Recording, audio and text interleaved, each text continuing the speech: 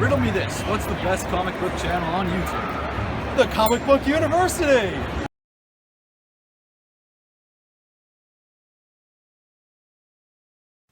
Welcome, ladies and gentlemen, to another exciting episode of the Comic Book University.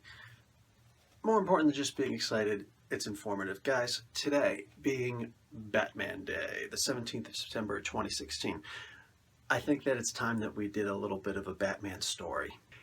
And we're going to do Son of the Demon. Now, this is an Elseworlds comic, so anybody who knows this comic, you know that, hey, fantastic, good stuff, really, incredible writing. We're talking about Mike W. Barr and Jerry Bingham, the writer and illustrator specifically. But when push comes to shove, this is still an Elseworlds comic, and I want you to keep that in mind. Now, we're going to start off with the SWAT team standing in front of the Gotham chemical plant. They're getting ready to charge in. They're told, probably by Commissioner Gordon, no, wait, they have hostages. We go inside, and sure enough, there are insurgents inside. They have hostages. Particularly, one of them is messing with this pregnant girl, and her husband is over there. And now he's actually thinking at this point to do something really bad with her. That doesn't bode well because he gets punched by a big blue gloved fist. It's Batman.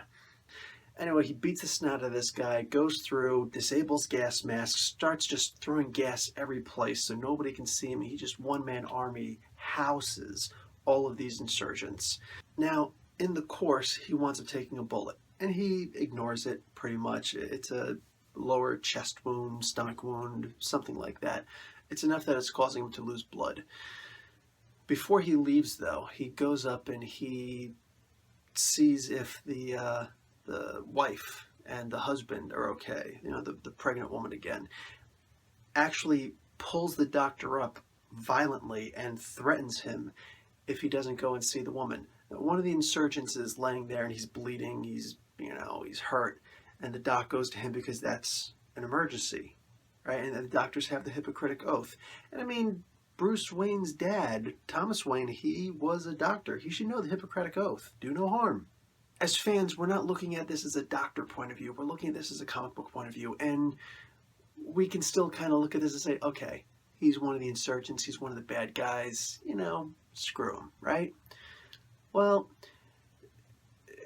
it continues, but Batman kind of gives this little dialogue about, oh, I'm glad that you're okay because no child should ever have to grow up orphaned.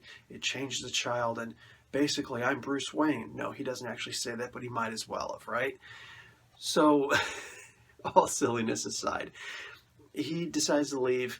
Commissioner Gordon notes that he's wounded. Batman ignores it as usual. Man, I wouldn't want to deal with somebody that rude. I mean, like, Dr. House has a better bedside manner than Batman does.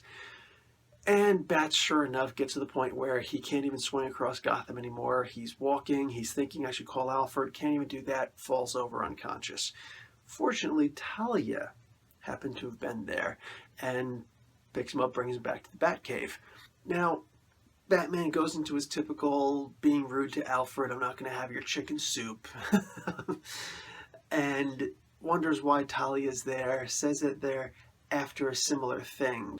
The insurgents, as it turns out, work for this guy called Kane. This is the guy who hired these dudes. Now, the chemicals that these insurgents were going after was a form of an activator in use for pluviculture. That's the science of making it rain.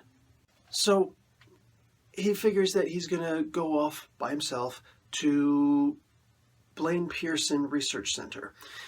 Now, this is a place where he can try and figure out what's going on, why these people would want this particular information, these chemicals. When he gets there, though, just moments before, Dr. Blaine dies. How horrible is that? Turns out that someone put strychnine in his coffee, and as he was dying, he was able to rip out a page from a book, and it had Al Ghul in it. Now, Al Ghul is a star, A-L-G-O-L.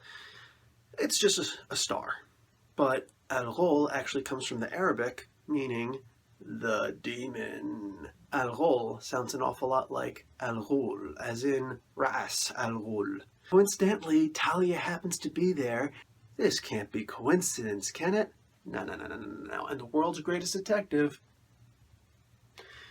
he's going to handle this. So he goes back and confronts Talia, and she says, no, no, no, no, no, no. That's not, no. There's no way he's involved in this. I came here to find out what's going on. This guy, Kane, he's the one. So they decide to go back to Raz's place. So, of course, Raz completely denies anything in it, and he says that Kane, who's been doing this stuff, there's actually a personal investment to get Kane on Raz's side, because Talia's mother, Melisande, was actually murdered by Kane.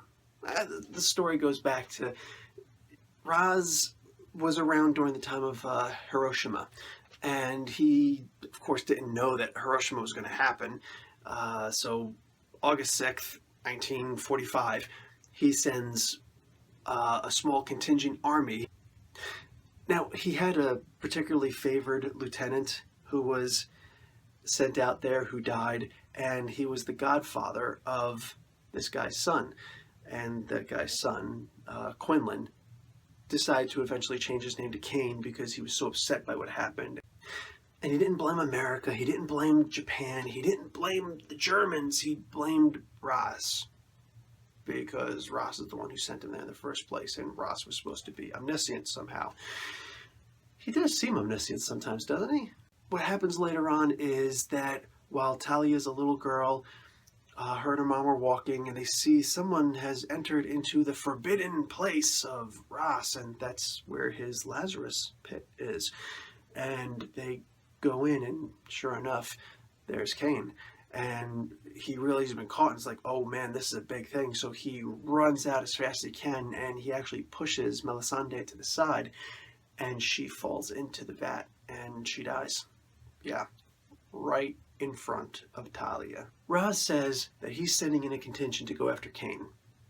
He says that he knows that he's in this area called Galatia. Galatia is a weird sort of place. It just means the land of the giant. Think about Goliath, Galatia, same kind of thing. So he's ready to send a bunch of people in there because he knows that the general there, who is in charge of this very small country, who America's trying to befriend because they're right on the Mediterranean, they're very close to Russia, and this is way back in the day when we got the Cold War going on and Gorbachev's in charge. And so, yeah. He asked Batman if he wants to join up. And he said, but if you join up, you've got to take the hand of my daughter. This is a really weird kind of thing, but, you know, whatever. It's Raz, and Raz does what Raz wants to do. So apparently Raz wants Batman to get it on with his daughter. Anyway, I'm just saying, you know, there's a little bat chicka wow wow going on. Okay, moving on with the comic. So Batman stays there for several weeks, and he trains Raz's troops non-lethally in takedown techniques and all sorts of things like that. Things that even they didn't know, because Bats is just that awesome. But we knew that. So they decided to make this mission to go into Galatia because Galatia's finally made some kind of a treaty with America, and they said, listen, we want to help you guys out. We don't want to get involved against Russia or anything like that, but, you know, yeah, we'll be there.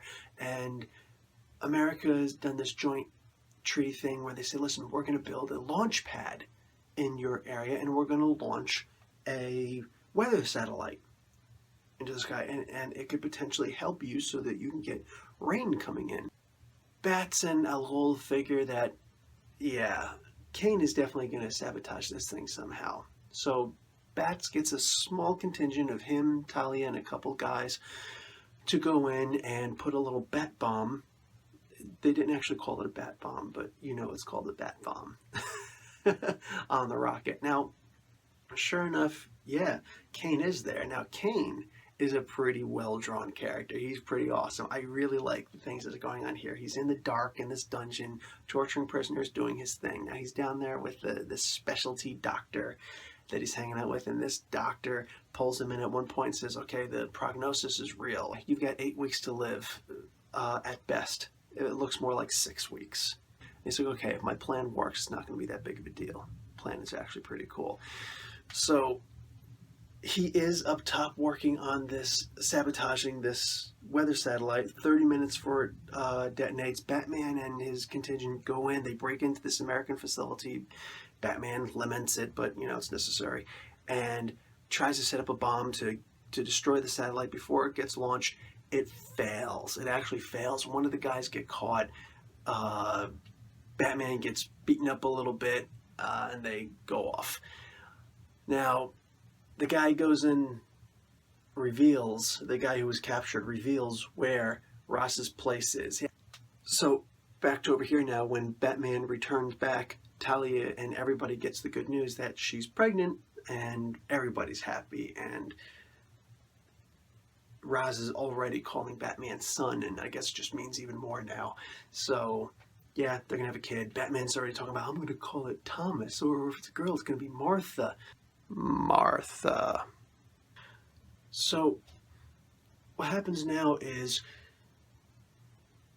Raz's place gets attacked by Kane, and Batman and Talia happen to be right there. And they probably could have fended the place off, but Batman's too worried about, no, Talia, you're pregnant and I can't let anything happen to you because the tragedy that happened to me, and I must protect you. And meanwhile, he gets a butt stroked in the back of the head with a rifle. Duh. So he, regardless of all that, he pushes her in, and she's like, dude, I'm like just as good as you at kicking butt, and I've got a gun. So yeah, Batman's acting irrational, whatever. And several times he'd already said he doesn't want to be involved in any more of this. He just wants to go home, and he wants to quit, and he wants to start a family with Talia. Bat's lost his bat cojones. Raz tries to get a counter-strike going, but Bats once again refuses, says, no, I don't want to have anything to do with this. I just want to keep Talia safe. And wouldn't the best way to keep Talia safe be to stop the frickin' army that's coming in to attack you guys? Well, anyway, so Ross has to resort to secondary means, and that means blowing up his Lazarus pit. Wow. Not cool, man. Not cool. So, that's alright. He's got plenty of others. Well, Kane gets rejected. That was actually his plan. He was going to try and go in there and be cured of this disease and all these wounds and things like that so he could live longer and all this other good stuff. It failed. Whatever. He's like, you know what? That was only plan A. Plan B is to take you with me anyway, and I will make plan B happen. So they go back, and they're doing this whole thing. Batman's talking about, I'm going to leave right now. All of a sudden, Talia, who hasn't talked for the past hour, Batman just knows all this stuff, she suddenly faints. Batman rushes off, starts throwing people out of the hospital, and says, he actually did this before. When the place first got attacked, he says, I want everybody out of this wing of the hospital because Talia has to be safe. Meanwhile, there are men who've been shot, and nothing actually happened to Talia.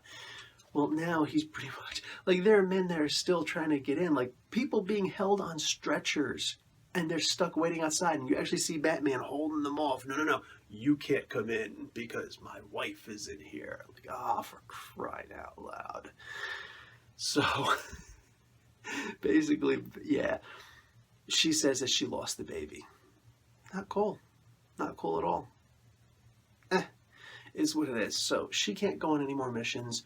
Raz and Batman's now resolved. He's like, I'm going to go back and I'm going to get Kane. So they go off and they go to Mount Ararat. It's actually kind of cool. Ararat is the place where biblically it's suggested that that's where the Noah's Ark first touched base, Mount Ararat, which is in the Turkey area. So, of course, they're going to invade Turkey now. There won't be any consequences for this, though, because it's comic books. So they go in and they attack Kane. Kane tries to go after Raz, but Batman's going after Kane. Raz is able to go down, and he's thinking, man, this satellite would be awesome, if I could use it. I probably should have mentioned that Kane actually took over the satellite with his equipment in Ararat, and he was sending a hurricane into Moscow. And Gorbachev called Reagan and said, hey, man, if this thing gets within 100 miles of Moscow, I'm launching my nukes. Yeah, so it's about 115 miles away, so you gotta hurry. He destroys the satellite. And Kane actually winds up being killed. Now they go back and things are supposed to be over, and Talia says, I don't want to see you anymore. Now I understand, because he really wasn't, Batman I'm talking about really wasn't who she thought he was. She was really disappointed by Bruce. And yeah, whatever, it is what it is. So Batman goes back home, and when he goes back to Gotham, he also goes and takes a visit to Dr. Pearson. Now, if you remember, Dr. Pearson is part of the Blaine Pearson research company. They're partners, and it turns out that Dr. Pearson is really the guy who killed Dr. Blaine, because Dr. Pearson owed a lot of money, and Kane was gonna pay him a lot of money, and Dr. Blaine actually wound up finding out about it, so he didn't really have to kill Blaine, but he killed Blaine anyway. Blaine's son wants to beat him up, but he's obviously feeling a lot of guilt, and Batman's like, no, the guilt would be enough for him. And he's able to figure all this stuff out because once he finally got rid of the hatred and the idea that he just had to blame somebody he knew, he had to blame Al Ghul, right?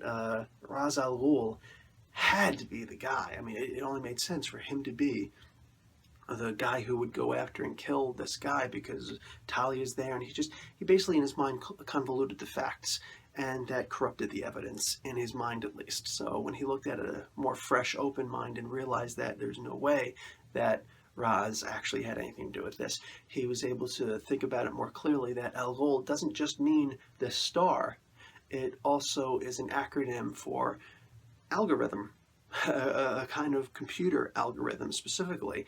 And it would take a computer programmer to really understand that. And that's actually the role that Dr. Pearson took. Blaine was more the chemical research guy, and Pearson was the computer guy. So he took that so that somebody could try and figure out that, oh, algorithm, it was actually him. And yeah, it's not as cool as I think they expected it to be, but you know, is what it is. So anyway, he goes off and he laments, takes off his mask. He won't take off his mask except to have sex with Talia in a place where everybody already knows who he is. But when he comes back to Gotham, he right away goes on top of a rooftop and takes off his mask and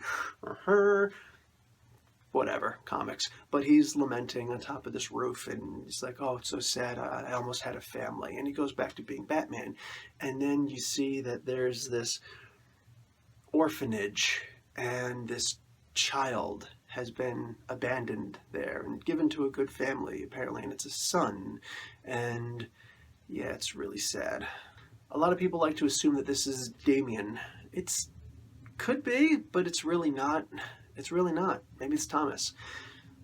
It's not Damien, though, because, again, like I said from the beginning, this is an Elseworlds comic. So it's not technically canon. Of course, with DC, that doesn't actually mean anything, because the Killing Joke was supposed to be Elseworlds, and they're like, oh, you love that so much? Hey, let's make it canon now. So it is what it is. Realistically, this was simply a great idea that they took and changed anyways. And I say that this is clearly not canon because in the universe that we currently love and watch and follow in DC, this isn't actually how him and Talia got together. They never got married. They never had consensual relations like that. It was actually Talia who came and drugged Bruce. Yeah, he couldn't possibly want to be with Talia. Just, I actually like this version better than I like the DC mainline universe version of it. I like the idea that these two would get together. I don't like the idea that Bats would be such a punk and decide to leave what he does and prevent her from being who she is. It's just so, it's misogynistic at the very heart of it. She is who she is. You knew who she was when you got with her. You're trying to change her now? Really? This is not Dr. Phil. This is Professor Bill. So we're going to leave all that stuff to the side and end this up. And guys, I really hope you enjoyed this. There are actually 2 more stories that follow this, and I'm going to get to them eventually. Guys, thanks for joining. Please subscribe. Class dismissed.